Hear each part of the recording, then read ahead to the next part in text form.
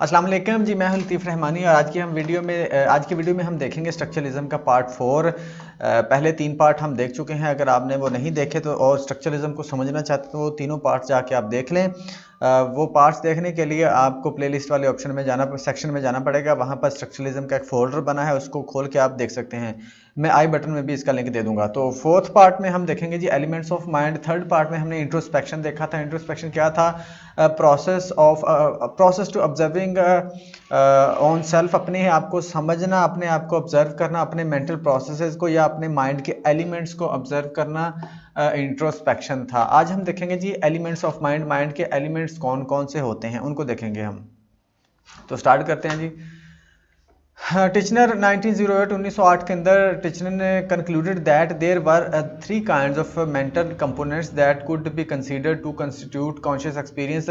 वो कहता है कि अगर आपने कॉन्शियस एक्सपीरियंस को समझना है तो आपको 3 तरह के एलिमेंट्स को देखना पड़ेगा। यानी कि उसने बयान कर दिया था कि माइंड के 3 एलिमेंट्स होते हैं, 3 टाइप्स के एलिमेंट्स होते हैं जो हमें कॉन्शियस एक्सपीरियंस को समझने में हेल्प करते हैं। ये 3 एलिमेंट्स उसने 1908 के अंदर बताए थे। कौन कौन से थे? Sensations, images and affections. Sensation क्या थे? सेंसेशन होते हैं कंपोनेंट्स ऑफ परसेप्शन। परसेप्शन के कंपोनेंट्स होते हैं जी सेंसेशंस। उसके बाद इमेजेस। इमेजेस क्या होते हैं? Components of thoughts. हम जो सोचते हैं उनके जो कंपोनेंट्स, उसको बेसिकली जो थॉट्स होती हैं हमें इमेजेस की सूरत में आ रही होती है, पिक्चर्स की सूरत में आ रही होती हैं, तो उसको इसने थॉट्स को इसने इमेजेस बोल दिया था। उसके बाद अफेक्शंस क्या था? Expression of warmth which are components of emotions. ये हमारे इमोशंस के कंपोनेंट्स होते हैं। यानी कि हमारा केयर करना, हमारा लाइक करना, पसंद करना, एक दूसरे को चाहना, ये अफेक्शंस होते हैं। वो कहते हैं ये लाइक या डिसलाइक करना, ये हमारी इमोशंस के कंपोनेंट्स होते हैं। ठीक है जी। सेंसेशन हमारे परसेप्शन के कंपोनेंट्स होते हैं, इमेजेस हमारे थॉट्स के, और अफेक्शंस हमारे इमोशंस के कंपोनेंट्स होते हैं, यानी कि लाइक या डिसलाइक करना। उसके बाद दीज कंपोनेंट्स, टिचनर का कहना था ये तीनों एलिमेंट्स हमें इन तीनों एलिमेंट्स के जरिए ही हम कॉन्शियस एक्सपीरियंस कर रहे होते हैं और इनको समझ के ही हम कॉन्शियस एक्सपीरियंस यानी कि माइंड को समझ सकते हैं। These components could be block coated into their particular properties. वो कहते हैं इन तमाम कंपोनेंट्स की अपनी अपनी प्रॉपर्टीज होती हैं। विच ही डिसाइडेड वर क्वालिटी, जो उसने कौन कौन सी क्वालिटीज बताई थी, प्रॉपर्टीज बताई थी? Quality, intensity, duration and clearness. और उसके बाद जो 5वीं थी वो थी एक्सटेंसिटी। वो कहता है ये तमाम जो एलिमेंट्स हैं ना, इनकी अपनी अपनी प्रॉपर्टीज होती हैं जो उसने बताया, क्वालिटी, इंटेंसिटी, ड्यूरेशन, क्लियरनेस और एक्सटेंसिटी। अफेक्टिव स्टेट्स और affections are the elements of emotions. ये इमोशंस के एलिमेंट्स होते हैं। And are found in experiences such as love, hate and sadness. हमने ऊपर भी देख लिया अफेक्शंस कौन से होते हैं। ये हमारे इमोशंस के एलिमेंट्स होते हैं जो हम एक्सपीरियंस करते हैं। कब करते हैं? लव में, हेट में और सैडनेस में। जब ये वाले एक्सपीरियंस हो रहे होते हैं तब उस वक्त हमें ये एक्सपीरियंस होते हैं, अफेक्शंस के जो एलिमेंट्स होते हैं। In an outline of psychology, 1896, Titchener presented a list of the elements of sensation uncovered through his research. उसने बहुत से एलिमेंट्स, सेंसेशन के बहुत से एलिमेंट्स बताए थे अपने, जो हमने पिछली वीडियो में भी देखे थे, हमने काउंट भी किए थे, जो उसने रिसर्च के थ्रू डिस्कवर किए थे, बताए थे। ठीक है जी, आगे बढ़ते हैं। उसके बाद जी all the basic and irreducible mental elements could be categorised. इनको कैटेगरीज में रखा गया है या रखा जा सकता है।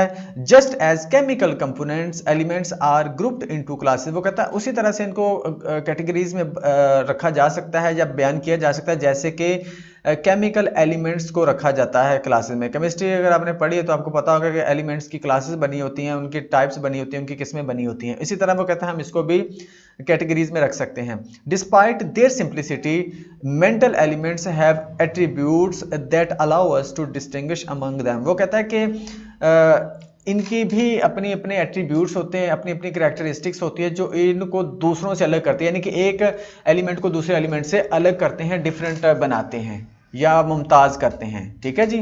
तो वो उसका कहना था कि हर एक के एट्रीब्यूट्स होते हैं जो उसको दूसरे से अलग करते हैं। Titchener added duration and clearness to the Wundtian attributes of quality and intensity. पहले जो विलियम वुंट ने दिए थे ना एट्रीब्यूट्स इनके, वो था क्वालिटी और इंटेंसिटी। बाद में फिर टिचनर ने आके 2 और ऐड कर दिए थे, ड्यूरेशन और क्लियरनेस। ठीक है जी, टोटल 4 कर दिए थे। जो विलियम वुंट ने दिए थे इनके एट्रीब्यूट्स यानी कि कैरेक्टरिस्टिक्स, वो क्वालिटी और इंटेंसिटी थे। टिचनर ने बाद में आके इसमें एडिशन कर दी ड्यूरेशन और क्लियरनेस की।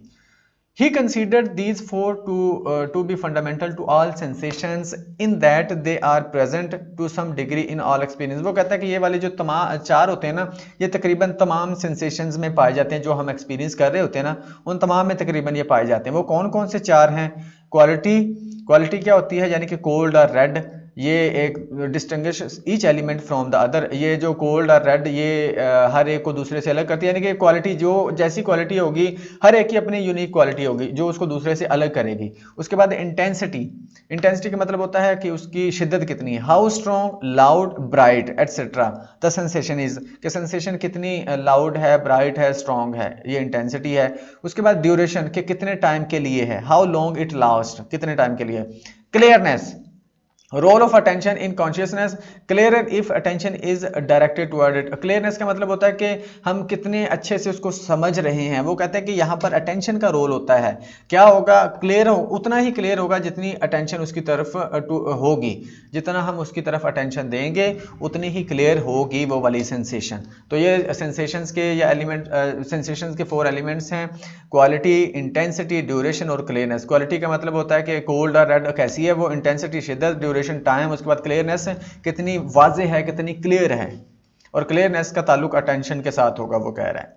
आगे बढ़ते हैं जी। Sensations are and images possess all 4 of these attributes. वो कहता है जो सेंसेशन और इमेजेस है ना, ये तमाम जो 4 की 4 एट्रीब्यूट्स उनमें पाई जाती हैं, इन दोनों में ये 4 की 4 एट्रीब्यूट्स होती हैं, करैक्टरिस्टिक्स होती हैं। But affective states have only 3, quality, intensity and duration. वो कहते हैं सेंसेशन और इमेजेस वाले, यहाँ पर हमने 3 एलिमेंट्स देखे हैं ना माइंड के, सेंसेशन, इमेजेस और अफेक्शंस। वो कहता है सेंसेशन और इमेजेस के अंदर ये चारों एट्रीब्यूट्स पाए जाते हैं, चारों करैक्टरिस्टिक्स पाई जाती हैं, जबकि अफेक्टिव में चारों नहीं पाई जाती, बल्कि क्वालिटी, इंटेंसिटी और ड्यूरेशन पाई जाती है। यहाँ पर क्लियरनेस नहीं पाई जाती। ठीक है जी। Affective states lack clearness, why? वो कहता है कि अफेक्टिव जो स्टेट्स है वो क्लियरनेस उसके अंदर नहीं होती, क्लियरनेस वाली जो एट्रीब्यूट है वो नहीं होता। व्हाई? सवाल है, फिर हम करते हैं क्यों। Teacher believed it was impossible to focus attention directly on an element of feeling और इमोशन। टीचर का ये कहना था, टीचर का ये बल्कि मानना था कि ये नामुमकिन है, इम्पॉसिबल है कि हम फोकस कर सकें element of feeling and emotion, emotion के एलिमेंट या फीलिंग के एलिमेंट पर हम फोकस कर सकें, ये इम्पॉसिबल है। ये टीचर का कहना था। ये थोड़ी सी गहरी बात है, इसको समझ लीजिएगा। वो कहता है अगर हम फीलिंग और इमोशन को समझना चाहेंगे तो हम नहीं समझ सकते। अच्छा, उसके बाद एक और चीज उसने की, कहता है when we try to do so, जब हम ऐसा करने की कोशिश करेंगे ना, हम फीलिंग या इमोशन को समझने की कोशिश करेंगे या फोकस करने की कोशिश करेंगे, तो क्या होगा? The affective quality such as the sadness और द प्लेजेंटनेस डिसअपियर्स। जो इसकी क्वालिटी है ना, यानी कि सैडनेस या प्लेजेंटनेस, ये गायब हो जाएगी, यानी कि ये हम उसको नहीं बाद में एक्सपीरियंस कर पाएंगे, वो उस वक्त ख़त्म हो जाएगी जब हम उसको उस पर फोकस करने की कोशिश करेंगे। सम सेंसरी, ये भी बात थोड़ी सी गहरी है और कंफ्यूजिंग भी है, इसको समझ लीजिएगा। वो कहता है कि हम फीलिंग्स और इमोशंस के एलिमेंट को फोकस नहीं कर सकते, अगर फोकस करेंगे तो वो डिसअपियर हो जाते हैं। Some sensory processes particularly those in, कुछ सेंसरी जो प्रोसेसेस है ना, उनमें से पर्टिकुलरली वो कहता है those involving vision and touch, जो कि वो एलिमेंट्स, वो प्रोसेसेस जो विजन और टच में इन्वॉल्व होते हैं, पोजेस एन अदर एट्रीब्यूट, उनमें एक और एट्रीब्यूट यानी कि एक और कैरेक्टरिस्टिक्स पाई जाती है जिसको एक्सटेंसिटी बोला जाता है। ठीक है जी। In that they take up space, जिसमें वो जगह रखते हैं, यानी कि इंटेंसिटी का मतलब होता है वुसत, वो कितनी वुसत रखते हैं। बाकी में तो वो चारों पाई जाती हैं, लेकिन वो वाले एलिमेंट्स या वो वाली प्रोसेसेस जो विजन और टच से रिलेटेड होते हैं, उनमें एक एक्स्ट्रा एट्रीब्यूट पाया जाता है जिसको एक्सटेंसिटी बोला जाता है।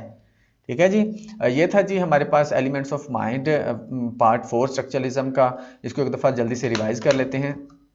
हमें उसने 1908 के अंदर उसने 3 एलिमेंट्स बताए माइंड के। वो कहता है कि 3 अपने कॉन्शियस एक्सपीरियंस को समझना है, तो आपको ये 3 एलिमेंट्स को समझना होगा। और कहता है हमारा जो कॉन्शियस एक्सपीरियंस वो इन्हीं 3 एलिमेंट्स पर मुश्तमिल होता है, सेंसेशन, इमेजेस और अफेक्शन। सेंसेशन क्या होता है? परसेप्शन के कंपोनेंट, इमेजेस थॉट के कंपोनेंट, उसके बाद अफेक्शन हमारे इमोशंस के कंपोनेंट।